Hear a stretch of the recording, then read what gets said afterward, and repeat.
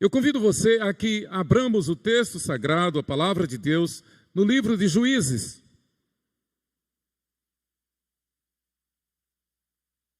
Juízes capítulo 13, nós vamos ler os versos de 1 a 8 e 19 a 25. Juízes capítulo 13, versos de 1 a 8 e em seguida do 19 ao 25. Juízes 13, de 1 a 8 e do 19 ao 25. Eu lerei. Tendo os filhos de Israel tornado a fazer o que era mal perante o Senhor, este os entregou nas mãos dos filisteus por 40 anos. Havia um homem de Zorá, da linhagem de Dan, chamado Manoá, cuja mulher era estéril e não tinha filhos. Apareceu o anjo do Senhor a esta mulher e lhe disse: Eis que és estéril e nunca tiveste filho, porém conceberás e darás à luz um filho. Agora, pois, guarda-te, não bebas vinho ou bebida forte, nem comas coisa imunda, porque eis que tu conceberás e darás à luz um filho, sobre cuja cabeça não passará navalha, porquanto o menino será nazireu, consagrado a Deus desde o ventre de sua mãe. E ele começará a livrar a Israel do poder dos filisteus. Então a mulher foi a seu marido e lhe disse: Um homem de Deus veio a mim. Sua aparência era semelhante à de um anjo de Deus, tremenda. Não lhe perguntei de onde era, nem ele me disse o seu nome. Porém me disse: Eis que tu conceberás e darás à luz um filho. Agora, pois, não bebas vinho, nem bebida forte, nem comas coisa imunda, porque o menino será nazireu, consagrado a Deus desde o ventre materno até o dia de sua morte. Então Manoá orou ao Senhor e disse: Ah, Senhor meu, rogo-te que o homem de Deus que enviaste venha outra vez e nos ensine o que devemos fazer ao menino que há de nascer. Agora, a partir do versículo 19 ao 25. Tomou, pois, Manoá um cabrito e uma oferta de manjares e os apresentou sobre uma rocha ao Senhor. E o anjo do Senhor se ouve maravilhosamente. Manoá e sua mulher estavam observando. Sucedeu que, subindo para o céu, a chama que saiu do altar, o anjo do Senhor subiu nela, o que, vendo Manoá e sua mulher, caíram com o rosto em terra. Nunca mais apareceu o anjo do Senhor a Manoá, nem a sua mulher. Então Manoá ficou sabendo que era o anjo do Senhor. Disse Manoá à sua mulher: Certamente morreremos, porque vimos a Deus. Porém sua mulher lhe disse: Se o Senhor nos quisera matar, não aceitaria de nossas mãos o holocausto e a oferta de manjares, nem nos teria mostrado tudo isto, nem nos teria revelado tais coisas. Depois deu a mulher à luz um filho e lhe chamou Sansão. O menino cresceu e o Senhor o abençoou. E o Espírito do Senhor passou a incitá-lo em Maneda, entre Zorá e Estaó. Amém. Que o Senhor aplique a sua palavra à nossa mente e ao nosso coração. Vamos orar. Senhor Deus, graças te damos pela tua palavra. Graças te damos pelas histórias reveladas em tua palavra. Graças te damos pela história de Sansão, a história de Manoá, seu pai, de sua mãe. Graças te damos por essa história, onde aprendemos lições tremendas para a nossa vida. Graças te damos pela história de Sansão, porque na vida de Sansão, na história de Sansão, nós também podemos ver, perceber e cuidar das nossas fraquezas. Senhor, fala ao nosso coração, em nome de Jesus. Amém. Eu quero falar, irmãos, sobre esperança em meio à fraqueza.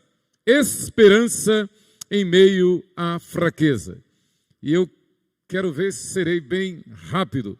Um dos atos mais espetaculares da natureza, sem sombra de dúvida, e especialmente da medicina, é o transplante de órgãos. É algo extraordinário. Transplante de órgãos. Transplante de um coração.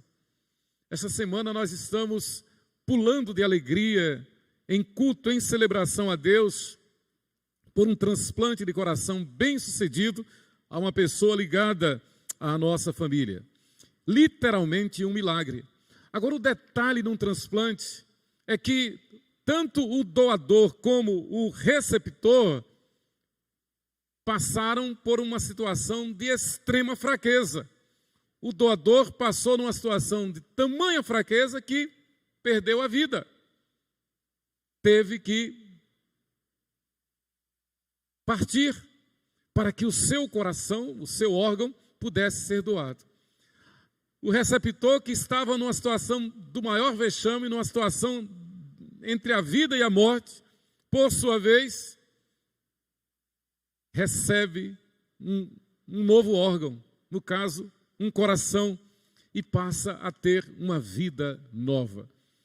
Vemos num episódio como este uma situação de esperança em meio à fraqueza. Uma fraqueza geral, fraqueza de morte.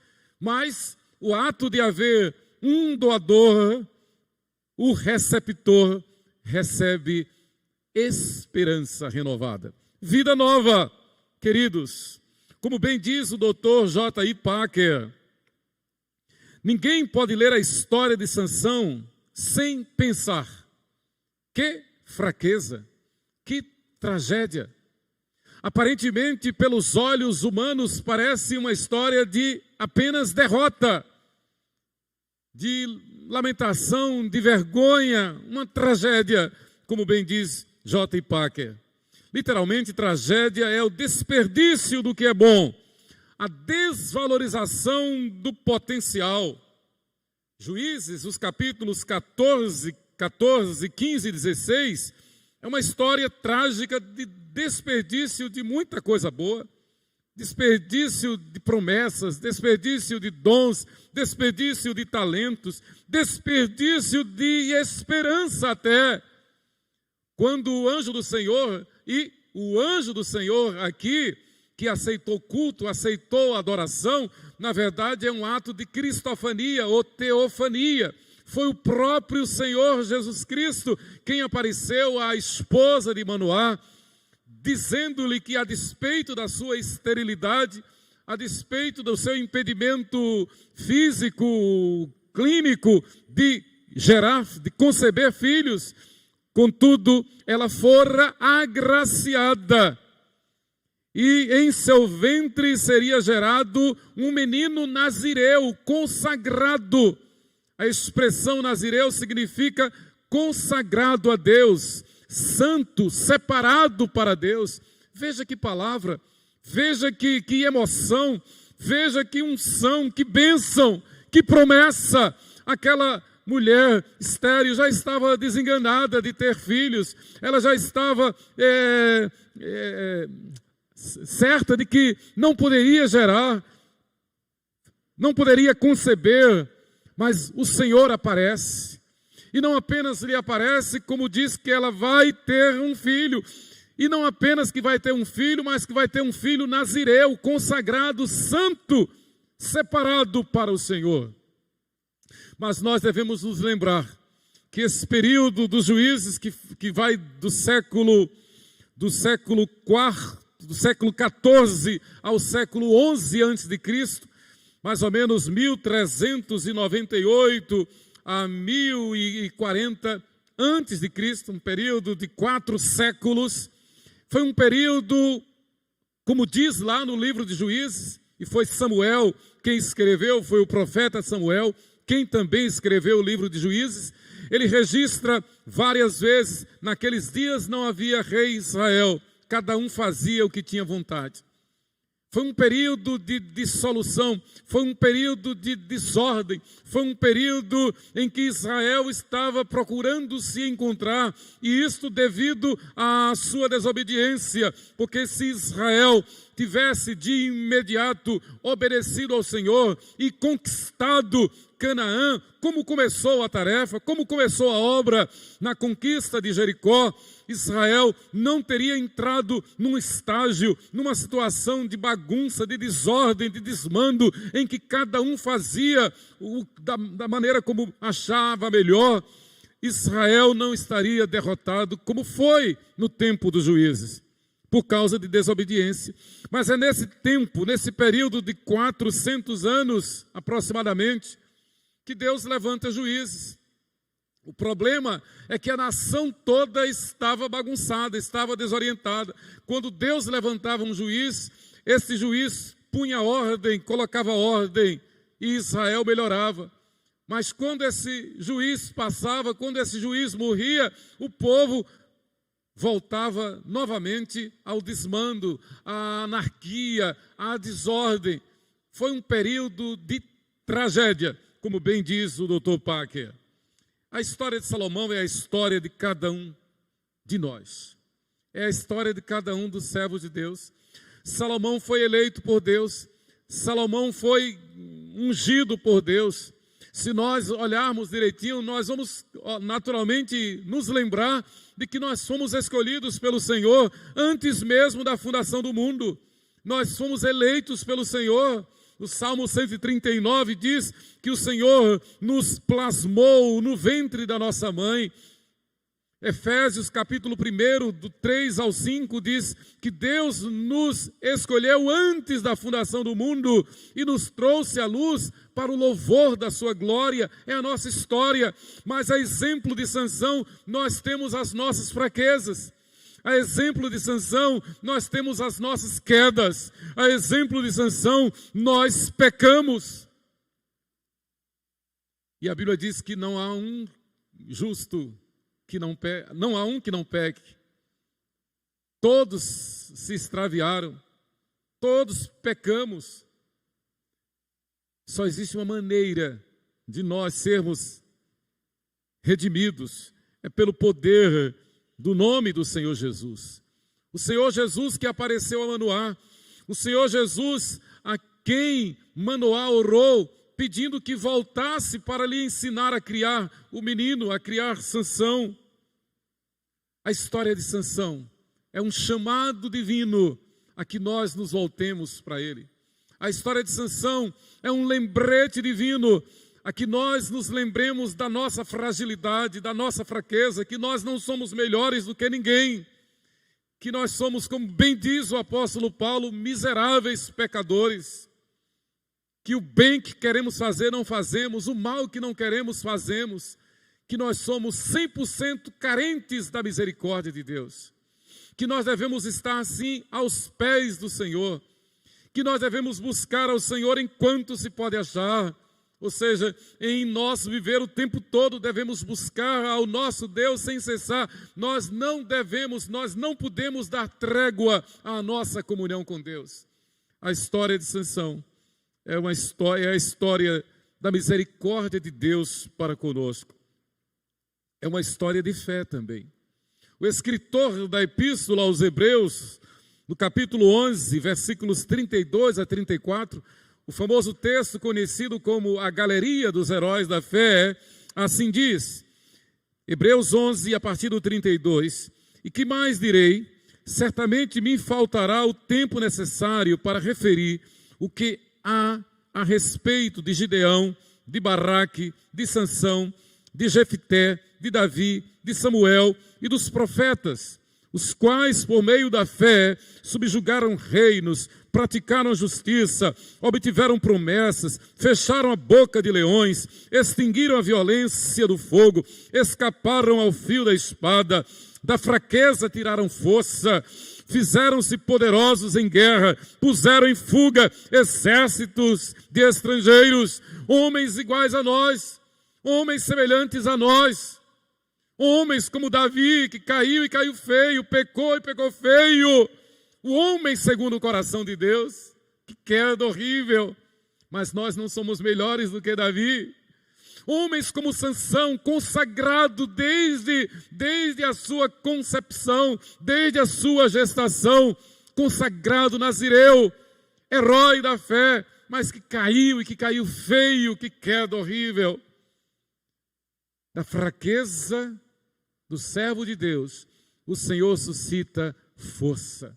O problema, irmãos, a solução não está em nós. O problema está em nós, mas a solução está em Deus.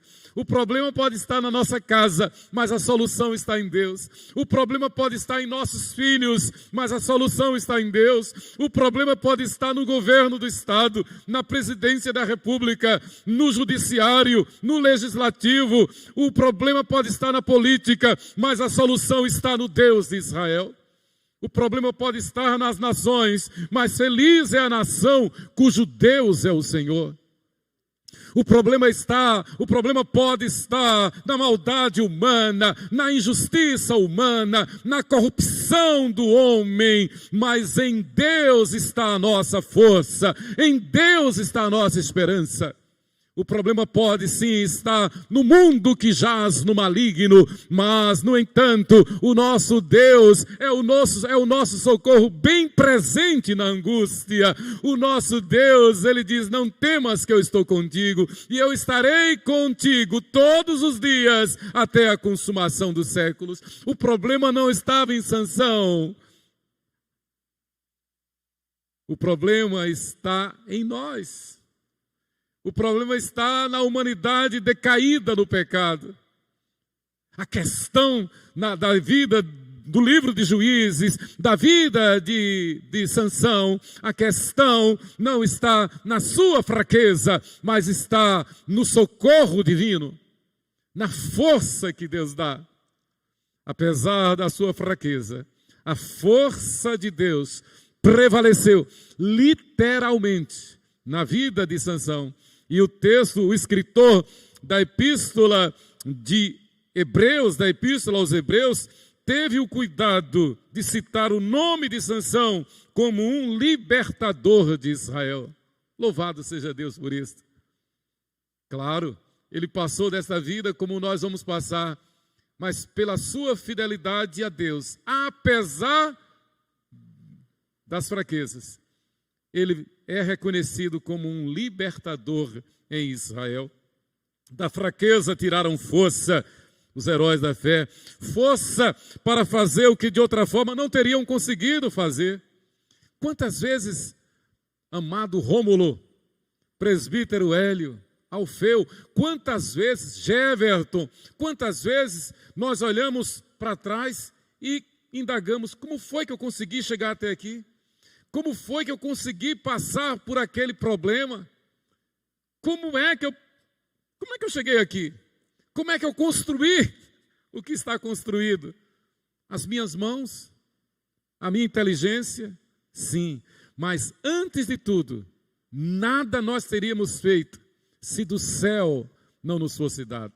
Nada nós teríamos obtido, nada nós teríamos conquistado se de Deus não tivesse vindo.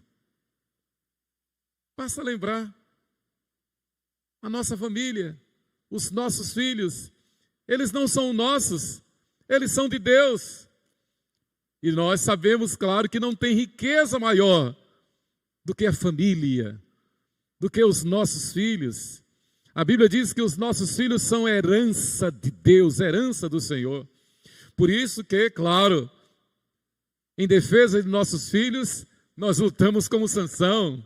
Em defesa da honra, da dignidade da nossa família, contra esses que se levantam para profanar a família, para destruir a família, para promover uma ideologia contrária à palavra de Deus, para perturbar a ordem, para cometer torpeza, como bem diz Paulo escrevendo aos Romanos no capítulo 1, os homens afrontando a Deus, mudando a ordem natural das coisas, para defender a verdade. Nós estamos prontos, como bem disse Martinho Lutero. E daqui a 7 dias, nós estaremos comemorando os 506 anos da Reforma Protestante. Devemos mais do que nunca lembrar do testemunho de homens como Lutero, como Calvino. Quando disseram a Lutero, manere aí, vá devagar. Não seja tão enfático, não seja tão agressivo. Cuidado, porque eles podem te matar. Lutero disse, olha, ainda que houvesse inimigos contra mim, igual ao número de telhas nos telhados, eu continuaria. Porque castelo forte é o nosso Deus. Nós não estamos aqui para agradar a homens. Nós não estamos aqui para salvar a nossa pele.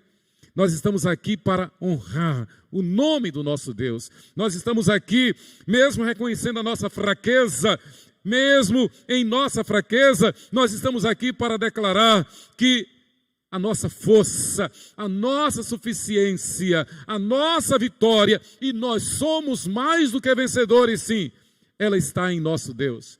Ela vem de Deus. Claro que não estava em Davi, claro que não foi Davi quem derrubou o gigante filisteu, claro que não foi José quem teve a inteligência, a estratégia de resolver o problema da fome no mundo da sua época, de se tornar primeiro-ministro do Egito, de escravo, de degradado a primeiro-ministro da nação mais poderosa do mundo de então.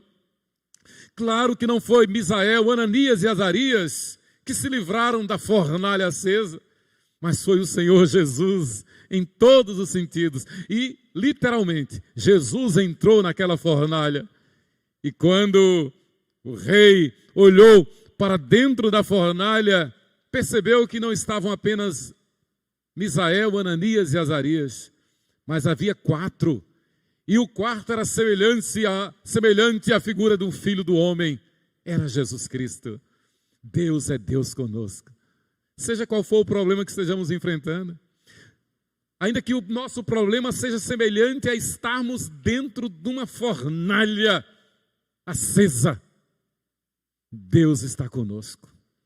Ainda que o nosso problema seja terrível, como de estarmos amarrados, de olhos vazados, sendo motivo de gozação, de zombaria para todo mundo, como foi o caso de Sansão, ainda que estejamos numa situação como esta, a nossa força vem de Deus.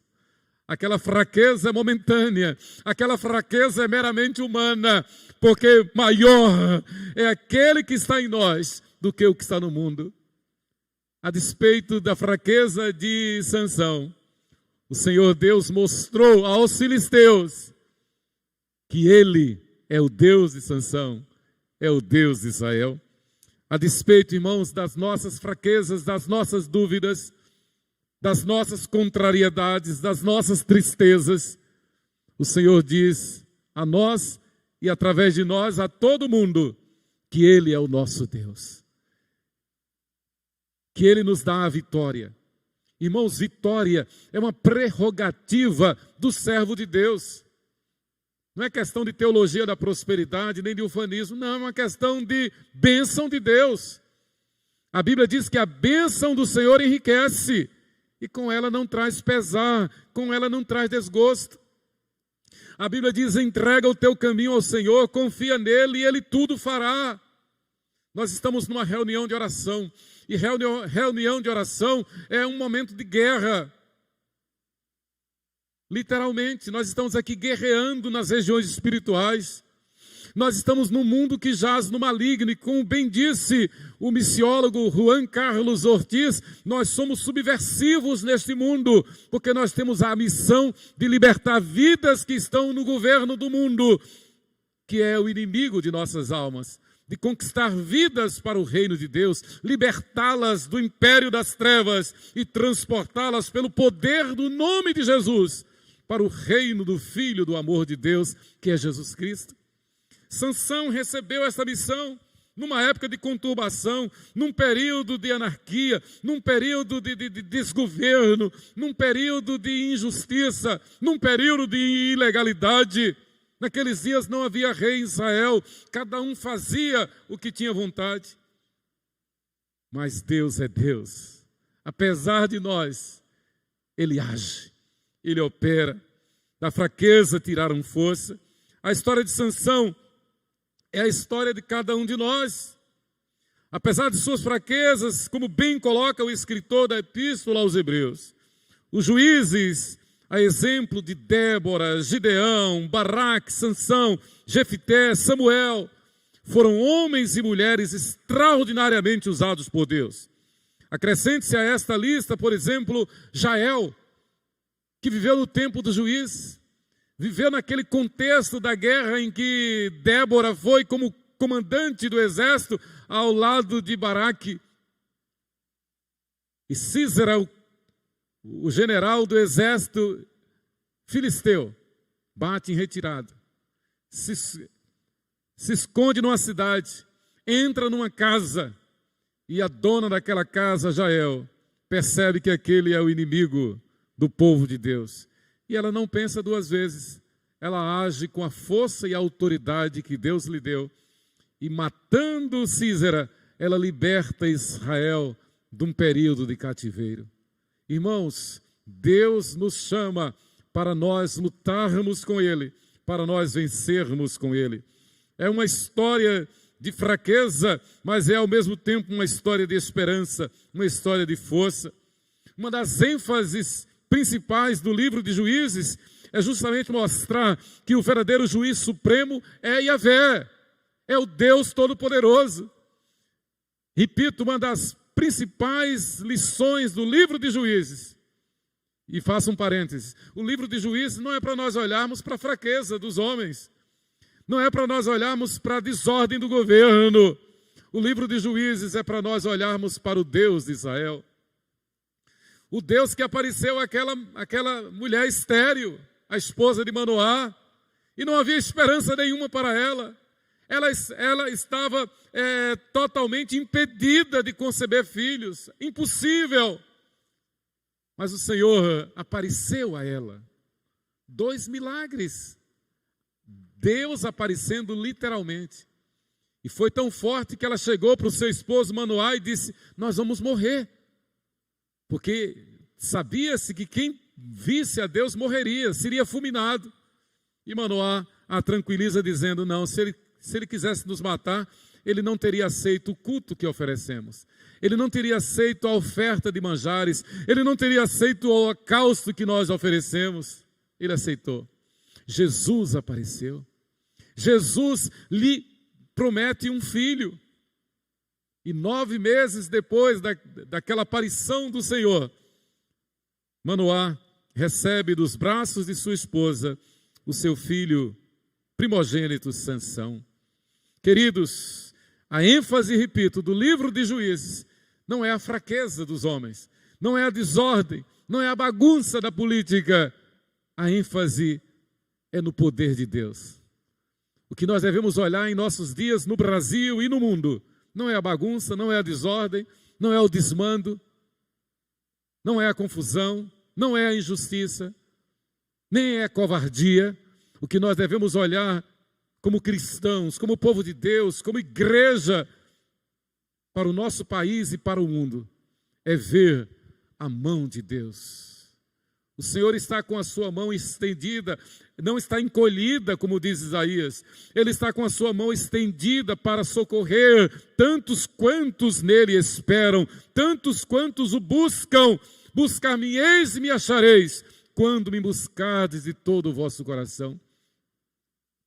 Buscai ao Senhor enquanto se pode achar, invocai-o enquanto Ele está perto. Então nós estamos aqui para buscar o Senhor, nós estamos aqui para lutar com o Senhor, nós estamos aqui para crer e proclamar que o Senhor cuida de nós, que o Senhor nos defende, que o seu braço estendido, que a sua mão poderosa está sobre a sua igreja, sobre o seu povo, e por amor à sua igreja, por amor ao seu povo, Ele há de manifestar a sua graça, a sua glória, o seu poder. Ele vai nos socorrer. Nós cremos nisto. Nós cremos nisto. Nós cremos nisto. O Senhor está ouvindo as nossas orações. O Senhor está ouvindo o nosso clamor. Nós estamos orando como a Bíblia manda. Uns confiam em carros, outros em cavalos. Nós, porém, confiamos no Deus de Israel.